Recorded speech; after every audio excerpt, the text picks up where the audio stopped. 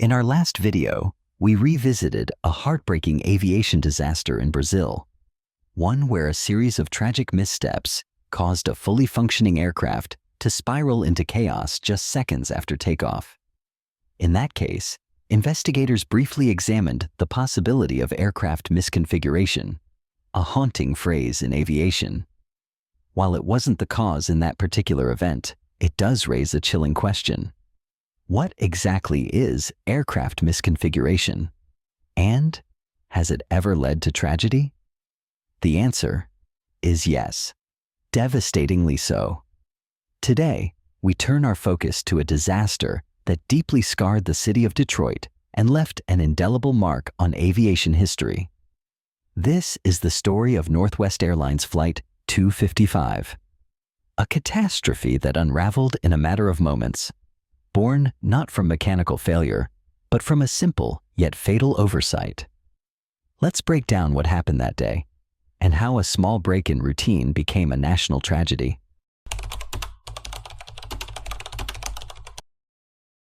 It was August 16, 1987. The sun had already begun to set over Detroit Metropolitan Wayne County Airport, a major transportation hub, then operated in part by Northwest Airlines, once one of the largest carriers in the United States.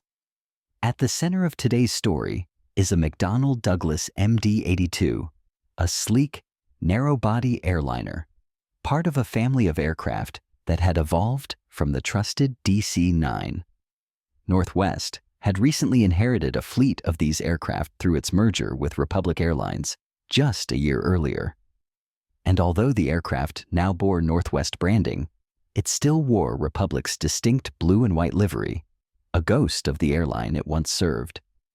That particular MD-82 had already had a long day, having flown legs from Minneapolis to Saginaw and then arriving in Detroit just before 8:00 p.m. It was now preparing for its next journey, a scheduled flight to Phoenix, Arizona, followed by a final leg to Orange County, California. In command was Captain John Mouse, a 57-year-old veteran aviator. Mouse was the embodiment of professionalism. Colleagues described him as methodical, by the book, and extraordinarily competent, with over 21,000 flight hours under his belt. Alongside him was First Officer David Dodds, just 35 years old.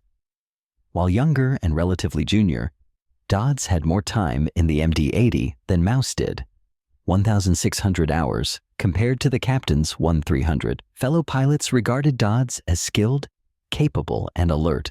Together, they were an experienced crew, but even experience is no shield against distraction or pressure. Flight 255 was behind schedule. It had taxied past its assigned gate on arrival, requiring a 180-degree turn to get back on track.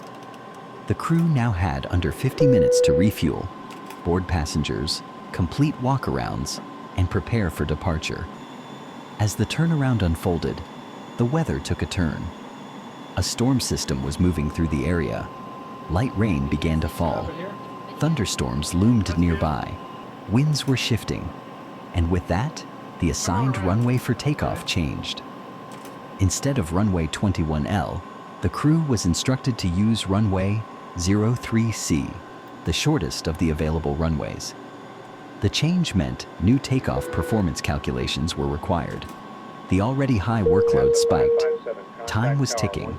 Pressure was mounting. Then, another mistake. During taxi, the crew missed a turn, further complicating an already stressful situation. The cockpit voice recorder captured their frustration, their confusion, and, fatally, their distraction. In the chaos and rush, one critical thing slipped through the cracks: the taxi checklist. Every commercial pilot lives by their checklists. They're designed not just for structure, but for survival. From pre-flight to landing, from engine fires to emergencies, checklists are the backbone of safe operation. And during taxi, there's one checklist item that is always essential: setting the flaps for takeoff. On the MD-82, the takeoff configuration required flaps to be set at 11 degrees, but they weren't. The cockpit voice recorder revealed the chilling truth. The taxi checklist was never read aloud. When the plane's wreckage was examined, investigators found the flap lever set to 0 degrees. No flaps, no slats, no lift. A simple oversight, but one that would have catastrophic consequences. At 8:42 p.m., Flight 255 was cleared to taxi onto runway U3C and hold. 2 minutes later, takeoff clearance was granted. The aircraft rolled forward. The engines roared to life. But in the cockpit, another issue emerged. The autothrottle wouldn't engage. Another distraction. Another precious moment of focus. Diverted. Finally, the plane accelerated. At 8:44 and 57 seconds, First Officer Dodds called V1, the critical decision speed. The captain pulled back on the yoke. 7 seconds later, a sound pierced the cockpit. The stick shaker. A stall warning. The MD-82 was airborne, but only just. Then came the roll. Left, right, uncontrolled. Just seconds after lifting off, the aircraft clipped a light pole in a nearby car rental lot. Then, it smashed into a building. And finally, it crashed down onto Middlebelt Road, skidding violently before hitting a railroad overpass and erupting into a fireball. The aircraft was utterly destroyed. 100. 50, 40, 30, 20,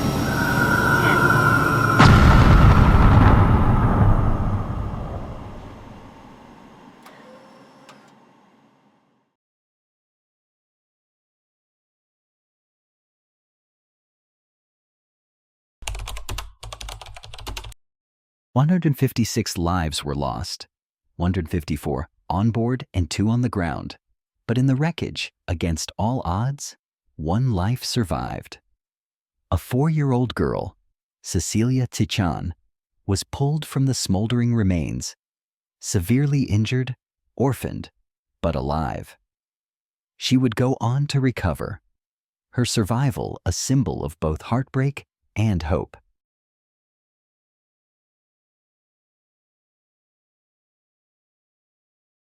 There was one more question that haunted investigators. Why didn't the plane's takeoff configuration warning system, TCWS, sound? This system is specifically designed to warn pilots if key settings, like flap and trim positions, are incorrect for takeoff. In this case, it should have been blaring an alert, but the cockpit voice recorder never captured the alarm. Why? Investigators uncovered a disturbing theory. Pilots across the industry had grown frustrated with the TCWS. It was loud, frequent, annoying. So, many pilots simply disabled it by pulling the circuit breaker. On Flight 255, evidence suggested the same. Fingerprints and residue were found on the TCWS breaker, suggesting it had been pulled. In other words, the final layer of protection had been switched off. 21 years later, a chillingly similar accident occurred. Spanair Flight 5022 in Madrid, 2008. Once again, MD-80. Once again, flaps not set. Once again, TCWS suspected to be disabled. 154 more lives lost. 2 tragedies. 1 preventable cause. And the devastating proof that even the smallest break in routine can change everything. In 2010, Northwest Airlines officially merged into Delta. The MD-80, once the workhorse of American skies, has since been retired from most commercial fleets. But the lessons of Flight 255 remain carved into aviation memory. Behind every flight is a network of procedures, of safety nets, of checklists designed to protect us. But when routine becomes rushed, when systems are bypassed, when pressure overrides process, the margin for error vanishes. Let us never forget that a single overlooked step can ripple into disaster. If stories like these move you, if you believe these moments in history deserve to be remembered, please support our mission by subscribing to Exclusive Crashes. Every subscriber helps us continue sharing these powerful, cautionary stories. Leave a like, comment your thoughts, and hit that bell so you never miss our next deep dive into the history of aviation's most haunting moments. Until next time, fly safe, stay curious, and never take routine for granted.